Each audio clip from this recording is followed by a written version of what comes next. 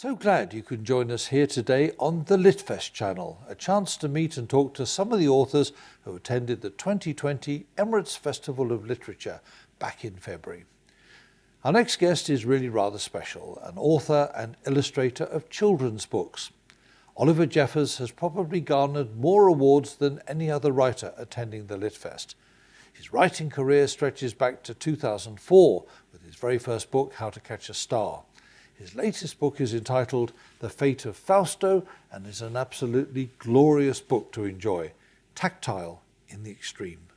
Oliver, welcome to Dubai and welcome to Emirates. Thank you very much for joining us today. You're here with your family. Yes. Yeah. So what's going on in your life right now? Well, a lot of traveling actually. I'm normally based in Brooklyn, New York. I'm from Belfast in Northern Ireland, but I've lived in New York for the last 15 years, and I make books and make art, and we've been building up to taking a sabbatical for some time, which we began in July, and the Emirates Literature Festival happens to catch me halfway through that sabbatical, and this is, I think, the only event I'm doing this entire year. So we'll continue to travel afterwards.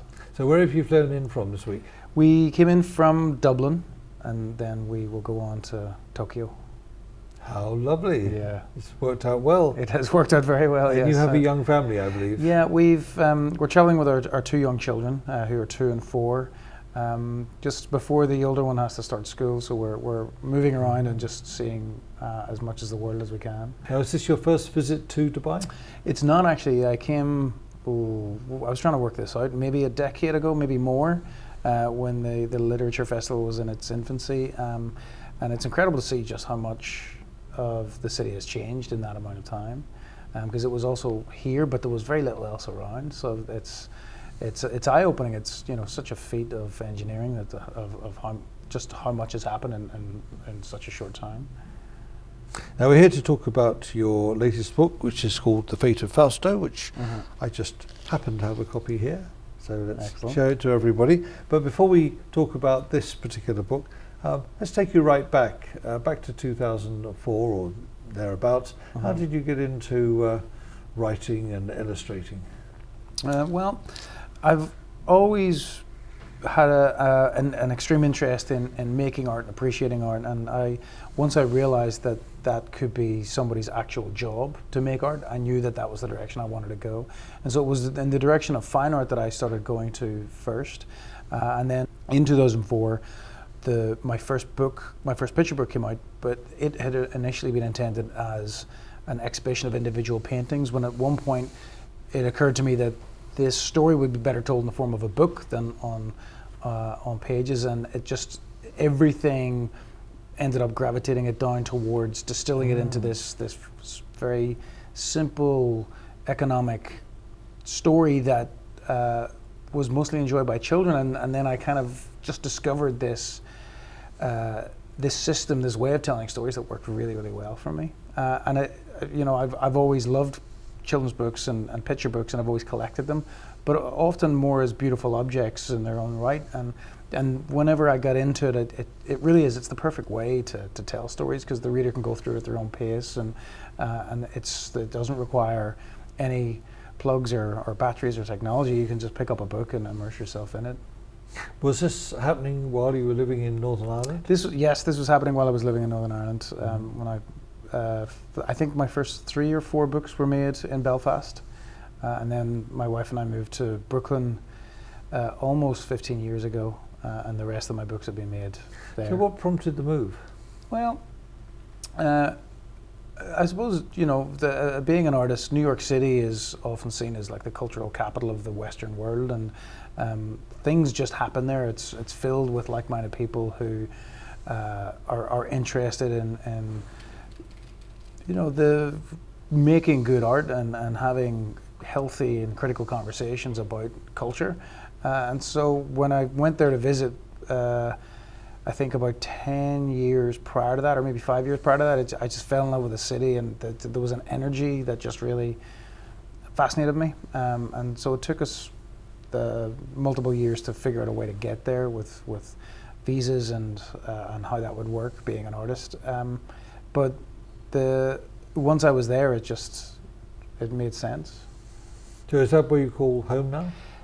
Yes and no. We go back an awful lot to Belfast, and New York is. It's a wonderfully driven, energetic place, but that energy is also, you know, a commodity that you only have so much of, and it's a wonderful place to fill up, but it's not an excellent place to relax and to contemplate. So we end up going back and forth from Belfast and traveling around, and I don't know if I want to grow old in New York, but we'll see. Hopefully I have a few years before I have to make any decisions like that. Last night I was talking to a lady from Brooklyn, an organizer of the Brooklyn Festival of Literature. I believe they have a literature festival. Yeah. I've done some events at that festival in the past. It's an excellent one. And in the States, I know here in Dubai, the kids are fanatical about books. I'm sure if you do a session, you'll be sold out. But in the States, still, do you have a big audience? I do, yeah, and it's lovely to see, because I still have a 1 foot in the fine art world and 1 foot in the publishing world. I tend to not go out on book tour or do events as much as other authors might, just simply because I'm trying to do 2 separate careers at the same time, and maybe that helps. I don't know, but when I do events, they're well attended, and there's a good deal of enthusiasm. Maybe that might not be there if I was doing it all the time. Who knows? I try not to question it too much, but yeah, the enthusiasm is there. Right, let's talk about the book, your latest book, The Fate of Fausto. And if I can read from the back cover, there once was a man who believed he owned everything and set out to survey what was his. So let me hand it to you, Oliver, because I'd like you to perhaps talk us through a few pages, not obviously the whole book, but just tell us a little bit about the book, the thinking behind it. It's a simple story. It's a fable that I came up with all of a sudden one afternoon when I was on the north coast of County Antrim, which is just north of Belfast, and watching the weather turn and a storm kind of roll in, and it's partly about human beings' relationship with our environment, but it's also about the I suppose in the modern capitalist sense that when arrogance and greed kind of take over, we stop listening to common sense, and so it's about a gentleman who sort of represents an old way of the world where it's about consumption and ownership, and in his quest to own everything, he isn't aware of his own ignorance, and that ultimately leads to his demise. But I think the kind of the more essential point of it is just an awareness of the relationship we have with our planet, whereas humans often think of ourselves as separate to nature and separate to our environment. It's a fundamental fact that we're actually a part of it. This is all right. There we go. Yeah, there he is. That's a lovely style you've got there. Yeah, well, the book was made using a 200-year-old lithography press in Paris, because the story feels like it's an old story that's been around for a long time, even though it's not.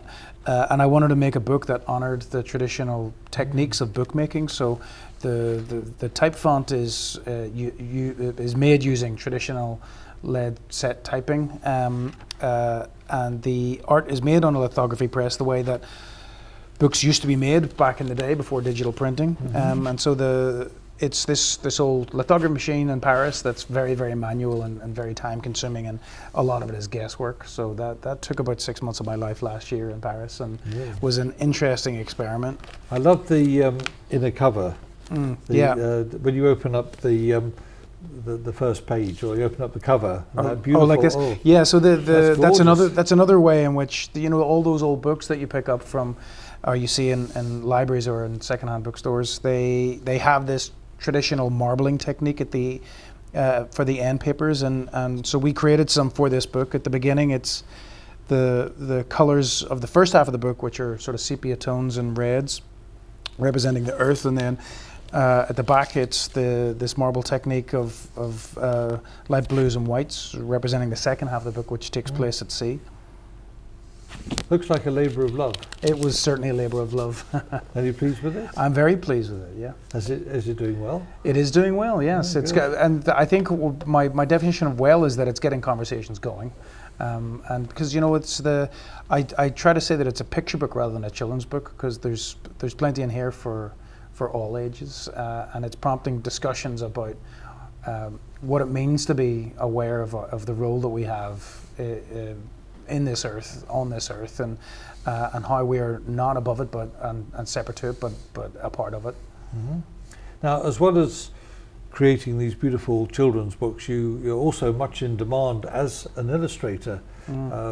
Commercial companies come to you for illustrations. How do you balance the labour of love work and the commercial work? Yeah. Well, actually, that used to be a tricky balance, and it was extremely frustrating, because oftentimes advertising agencies have a lot more money than publishers, and so it was a good way to make ends meet in the early stages of my career when the books were selling in smaller numbers. But it started to get in the way too much. So actually about 6 or 7 years ago, I stopped taking on commercial commissions, and so I just work in the book world and in the fine art world, where a lot of my books are about telling stories, and a lot of the questions that I have and the curiosity that I have that gets funneled into art making, that fits into my career as a fine artist. So a lot of the paintings are about social issues or just questions of understanding humanity's story, and they're not closed-ended, they're open-ended in the way that the book has a beginning, a middle, and an end. A lot of these pieces of fine art just are the beginning of a conversation, or the middle, or suggesting an end, and letting the viewer fill in the rest of that. Mm-hmm. So finally, before we conclude this interview, what's on the horizon for you? You said you're taking a sabbatical. Taking a sabbatical, and then, yeah. And then is it back to work after that? It'll be back to the studio in July, August or September, somewhere around there. My older son has to start school. Then I have a book tour I've got to do for a book that I completed before I took this year off, and I'm working on an exhibition of paintings with the United Nations in New York, to do with their 75th anniversary. Sort of a lot of the art that I make looks at the overview effect, and kind of how whenever astronauts go to outer space, they experience something called the overview effect, and one of the first things that disappears with that is a sense of nationalism, because when you're out there far enough and you see the Earth as a single system, you realize that, you know, there's actually very little land mass on this planet, and those are the only places that people can live, and these arbitrary lines that carve people up are an obstacle, not a solution. So I've made a lot of art about that the United Nations is going to exhibit, and then I've got a couple other projects up my sleeve, both in the world of publishing and the world of fine art, that I will get to work on. So busy times ahead, but yes. Enjoy your sabbatical while you can. Thank you very much. And enjoy your flight to Tokyo on Emirates. Hope it goes well. We will. I hope to watch a little more of the entertainment facilities myself in that flight, placate the children, and then plug in to watch a good movie and a glass of wine. Excellent, Oliver. Thank you. Great speaking to you. Thanks very much indeed. Thank you.